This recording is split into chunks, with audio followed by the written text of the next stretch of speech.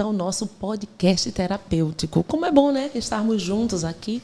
E, nesse caso, juntas, amigas aqui, conversando um pouco sobre esse assunto, que é muito importante. Aí você tem um filho em casa que não está aprendendo como as crianças ditas normais.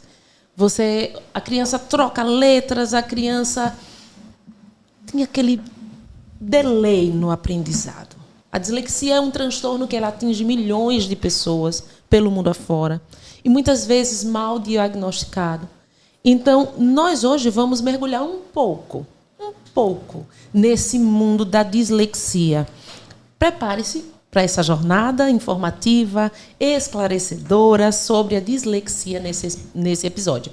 Nós temos aqui Regina Cox, nós temos aqui Rívia, e nós temos aqui essa moça aqui do meu lado. Como é o seu nome? Meu nome é Luciana dos Santos, sou graduanda em psicologia. É um prazer estarmos aqui para aprendermos juntos, né? E aqui é um espaço acolhedor, que possamos crescer juntos, né? Porque a dislexia não é algo limitante. Então, vamos começar, então, o nosso bate-papo. Vamos sim.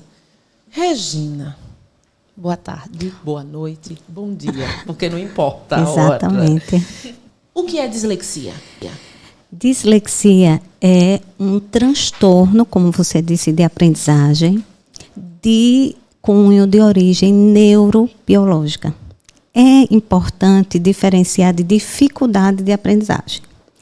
Dificuldade, só para ser assim bem didática, né? A professora aflorando aqui, dificuldade são fatores externos. Exemplo, a criança ou adolescente não teve acesso à metodologia adequada, não exercitou bem, dificuldade é algo temporário. Agora, a dislexia é algo permanente, é a longo prazo, não tem cura. São fatores internos. É um funcionamento desregular do cérebro, especificamente da parte esquerda do cérebro, que acaba sobrecarregando o lado direito. A gente vai tentar esclarecer um pouco mais esses detalhes. Então, dislexia não é brincadeira. Dislexia, e aí já vamos iniciar chamando a atenção para os rótulos, né? Não é preguiça, não é falta de inteligência, é um distúrbio, é uma dificuldade neurológica, certo? Regina, quais são os sintomas comuns da dislexia? Olha só, infelizmente, a dislexia acaba sendo diagnosticada tardiamente, de forma assim, comum tardiamente. Geralmente, lá no período de alfabetização, que vai até a legislação, ela muda um pouco, mas até o 3º ano, né? E muitas escolas e muitas famílias têm aquela expectativa de formaturinha do ABC. Ah, meu filho já lê. E aí, aquela mãe que o filho não lê, vem aquela frustração. Acha que no 1º ano o menino já tem que estar lendo tudo.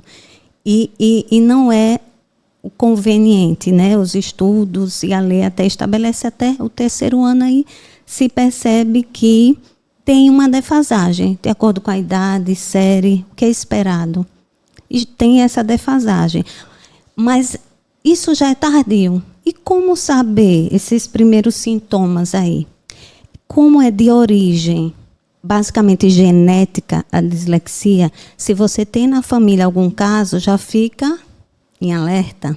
Se você vê aquela criança na educação infantil, que as musiquinhas, as rimas, as parlendas, ela não decora, ela não engaja, os joguinhos de quebra-cabeça, montar, tem aquela recusa a letras, a números, então a fala tardia, a parte motora, porque geralmente se associa a dislexia diretamente, leitura ou escrita, mas nesse bate-papo, a gente vai expandir um pouco mais, até para quem está em casa, começar a abrir esse leque, né? Então, a parte motora, não quer pegar no lápis, quando é a tarefinha de escrever, rasga o papel, é resistente. Então, já são alertas para que a gente não espere lá quando tiver com 8, 9 anos, para que venha a suspeitar. Será que tem alguma coisa ou será que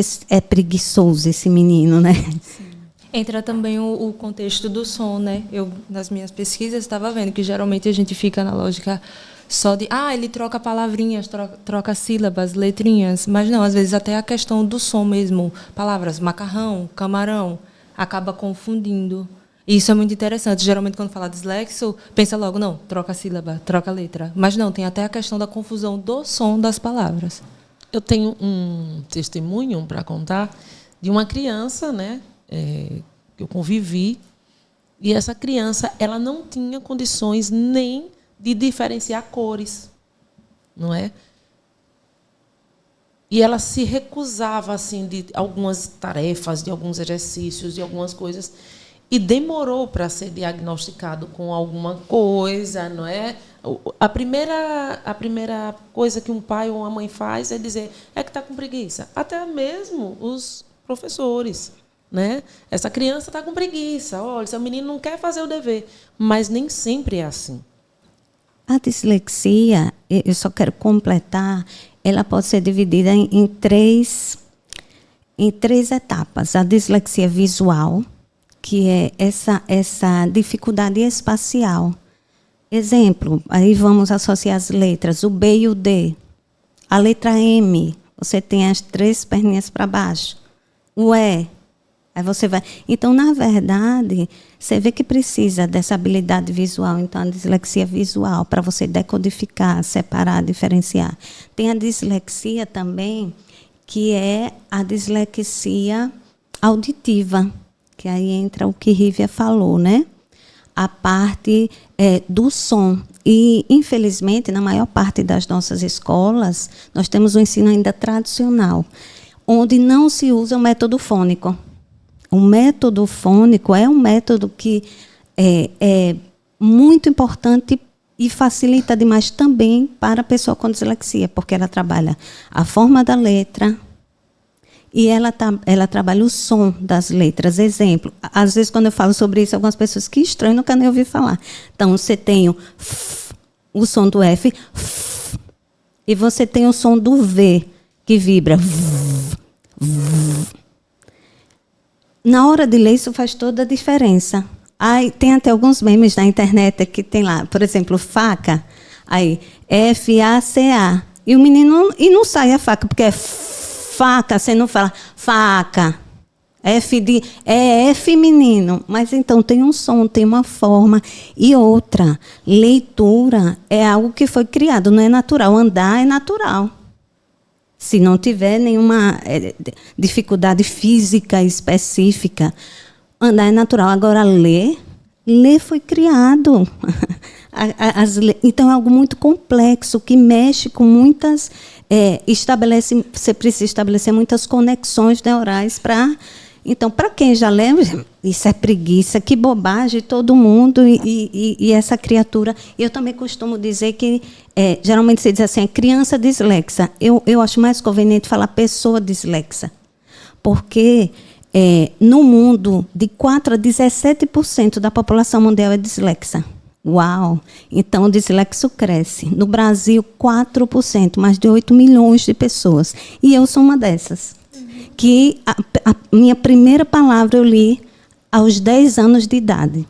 E aí vem a emoção, né? A psicóloga, porque a gente carrega ao longo da vida.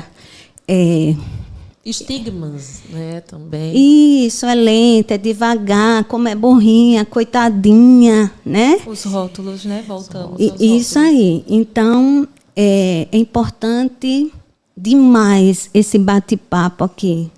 Eu levo para a minha vida, que é informar para transformar e incluir. Então, vocês estão de parabéns. Informar para transformar e incluir. Que esse bate-papo aqui, a gente ainda tem muito a desvelar sobre a dislexia, né? Perfeito. E é justamente isso, né? Os rótulos que são criados e acaba influenciando o desenvolvimento da criança, como ela vai se relacionar, como ela vai se portar nas situações.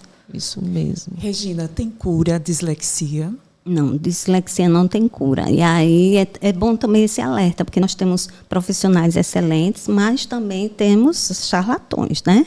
Pessoas que prometem mundos e fundos. Não tem cura a dislexia. A dislexia tem tratamento. Oxente, Regina, que confuso isso.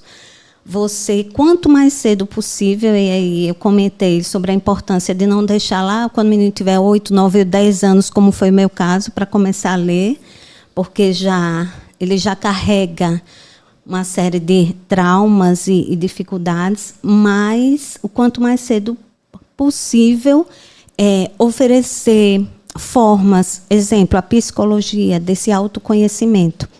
E como psicopedagoga, que também sou professora psicopedagoga e dislexa, eu sempre digo aos meus pacientes assim, a mãe chega e, primeiro, desesperada, né?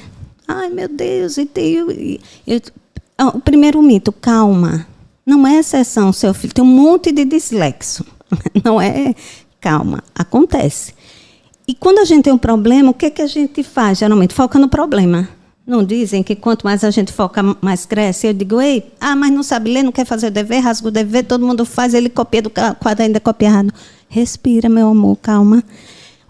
Me diga, você já disse, tudo o que não faz. Me diga aí o que é que ele faz de bom. Essa criança, esse adolescente, ele gosta de quê? Vamos focar na potencialidade. O que é que esse dislexo é bom? Porque, veja, o lado esquerdo ele é comprometido, aí sobrecarrega o direito. Não é que não funciona, não, funciona o esquerdo. O direito é justamente o lado da criatividade. Uau!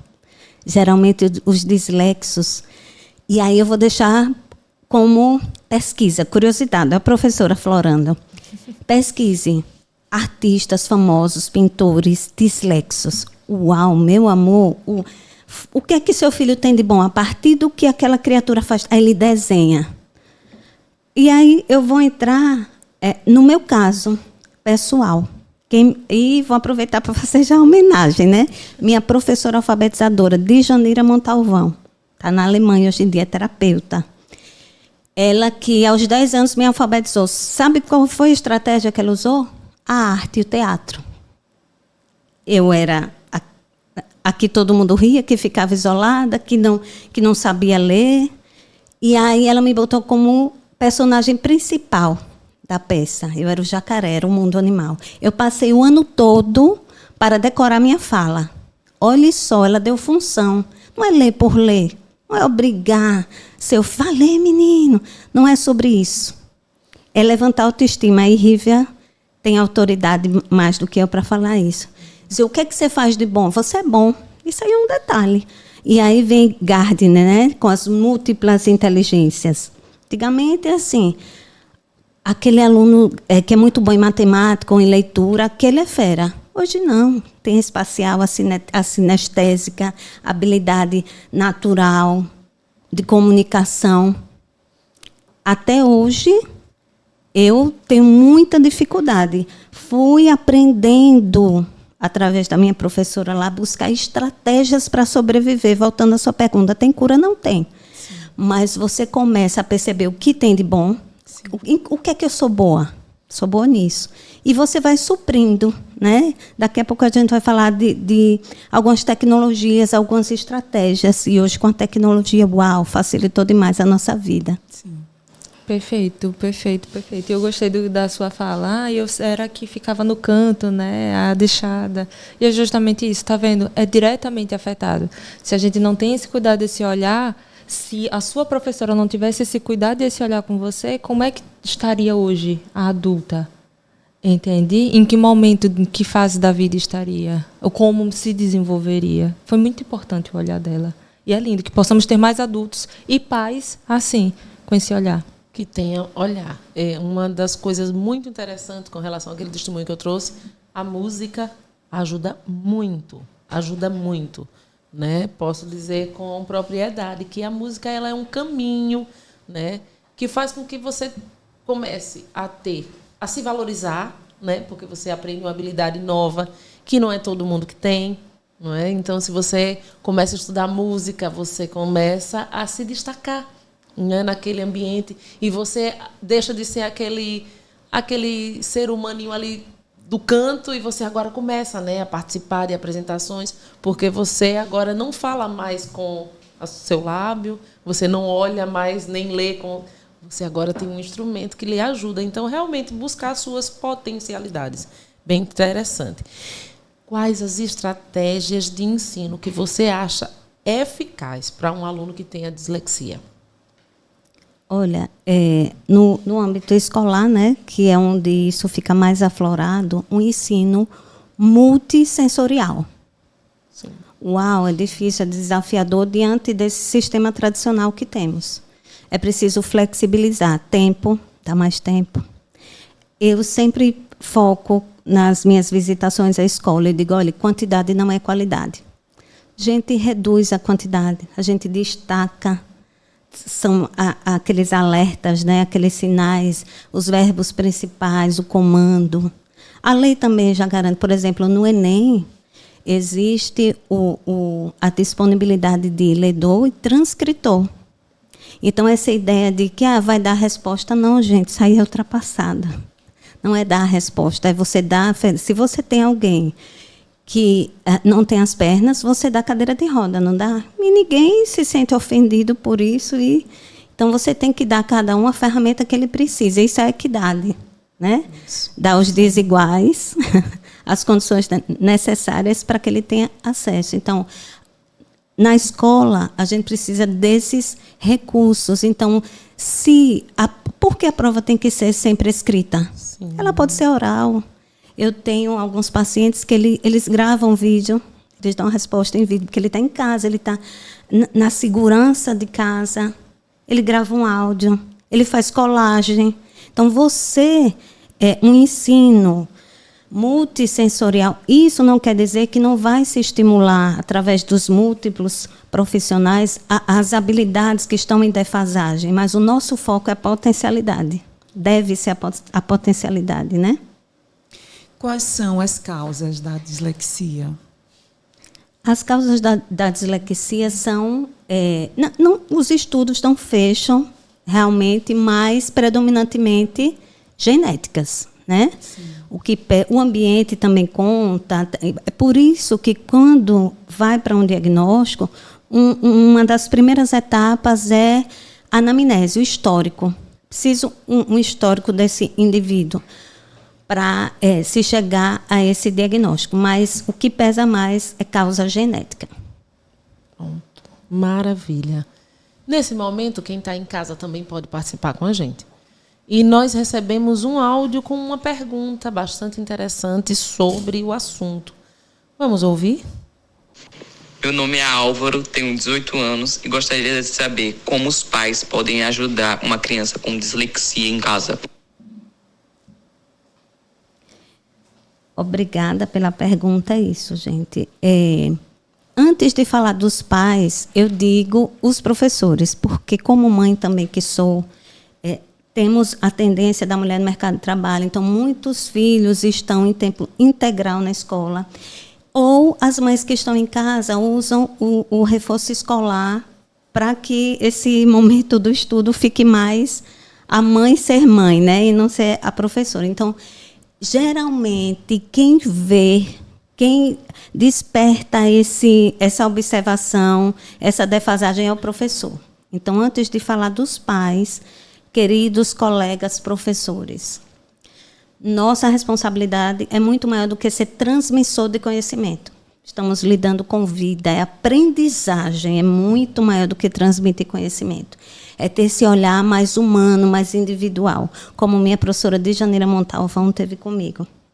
Ela poderia ter sido mais uma, eu já estava aos 10 anos, não sabia ler nada. Minha primeira palavra foi com ela, lavanderia. Lembro exatamente da minha primeira palavra, passando de carro com os meus pais, Siqueira Campos, passando, olhei, olha, lavanderia, foi uma festa. Todo mundo, me emociono e sinto e lembro exatamente. Então, os professores. Ser professor, eu sei que não é romantizar, tem todos os problemas, mas não somos ou estamos professores por acaso. E depois vai aos pais. Eu sou professora também, continuo na rede pública e privada, e teve uma aluna da rede privada, que ela chegou no final da aula e disse: professora, eu queria falar com você. Venha, venha. Eu tenho essa aproximação com eles. Ela disse: professora, você sabia que eu vejo as letras dançando no quadro? Você acredita em mim? Eu disse: acredito. Eu acredito. Professora, minha mãe não acredita. Eu já falei várias vezes com ela. E ela disse que eu estou brincando. Eu disse: eu acredito, meu amor.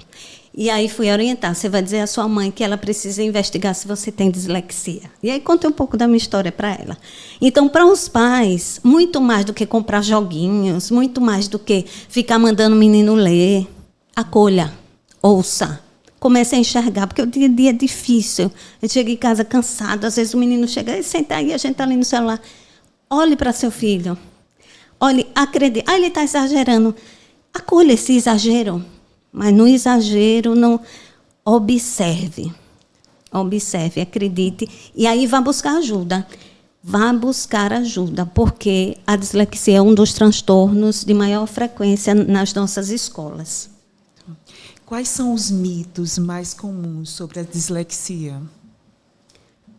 Entre os mitos mais comuns é o da preguiça, né? Falta de esforço, falta de interesse. Nunca vai conseguir ler, né? Nunca vai conseguir desenvolver. Eu conheço um caso de... Quem me contou foi o irmão dele. Ele também tem uma dificuldade para poder escrever, para poder desenvolver. Enquanto que o irmão desenvolvia. Ele sempre com essa dificuldade. Hoje em dia, ele é aqueles que faz programador. As frases do programa dele, quando tem que sempre passar por um professor depois, alguém para olhar a ortografia, porque às vezes tem frases que não estão no conjunto certo. Mas o programa, ele desenvolve lindamente. Então, ele desenvolveu. Não peça ele para fazer um texto ou para botar as linhas tudo certinho, o texto bonitinho. Mas o programa, todos os programas que precisa, ele desenvolve. Maravilha. Rívia, vamos aqui. Eu quero que você faça um apanhado geral dessa primeira partezinha. Já estamos quase chegando ao fim do nosso programa. É um programa gostoso, né? De ouvir, de entender, de refletir. Justo. Faça isso. Então, eu achei muito interessante tudo isso que a gente veio conversando. Principalmente, achei muito importante a questão dos sons, né? Geralmente, a gente entende logo dislexia por essa questão das letrinhas sambando, né? Mas tem a questão do som também, a diferenciação. A importância de ter esse olhar, de ter esse cuidado, como a gente viu e emocionou aqui. Gente, é importante. A pessoa precisa se sentir incluído. Foi nesse momento que você se sentiu pertencente. Eu consegui. Olha, eu fiz parte. Como você disse também, a questão da música. Agora eu tenho algo. Eu não sou o que não sabe fazer nada, né? Porque a leitura é essa forma da gente, uma das formas da gente se relacionar e passar conhecimento, né? Conversar, da gente trocar informação. Mas hoje em dia a gente consegue trocar informação de tantas outras formas, né? Através de uma música. Quem nunca ouviu uma música e sentiu uma emoção? Não é? Da programação, ele desenvolve os programas dele, trabalha, é extraordinário. Então, não vamos nos limitar só à questão da leitura, que não é impossível, um dos mitos que a gente falou, e também a importância desses pais. Desenvolvam a criatividade, incentive um esporte, incentive a pintura, a música. Bote esse menino para rodar e fazer outras coisas, para ele se sentir pertencente de um grupo, de que faz parte. Quais são os mitos comuns sobre a dislexia? Já ressaltamos um pouco que o senso comum, né? A preguiça, preguiçoso. Eu lembro de aquela nossa memória de infância, né? Minha mãe sentada para fazer a tarefa e ela falava as palavras e eu ficava olhando para o teto. Então, é preciso ter significado, é preciso encontrar temas de interesse do indivíduo. É preciso, e como é que você vai conhecer esse indivíduo? A partir de um trabalho multidisciplinar, neurologista, ATO, para trabalhar a parte motora, que muitas vezes... eu estou escrevendo e está doendo. Que invenção desse menino. Dói, a escrita, a parte motora, muitas vezes é compreendida. Um dos mitos é que a dislexia só afeta a leitura. Não. A noção espacial. esquerda, direita. Outra coisa, afeta a relação com os números. Essa troca, essa dislexia visual, né? O 5, o 6, tabuada. A maioria dos dislexos não sabem tabuada. Sempre perguntado de cor, tantos vezes tanto, eu não sei dizer. Não sei lhe dizer. Agora, se for para a área de comércio, passa-troco, que minha família é de comerciante, uau, ela dá show, pede desconto, sabe porcentagem, entende? É você ir, então, é outro mito, que só afeta essa parte da leitura. Isso, perfeito.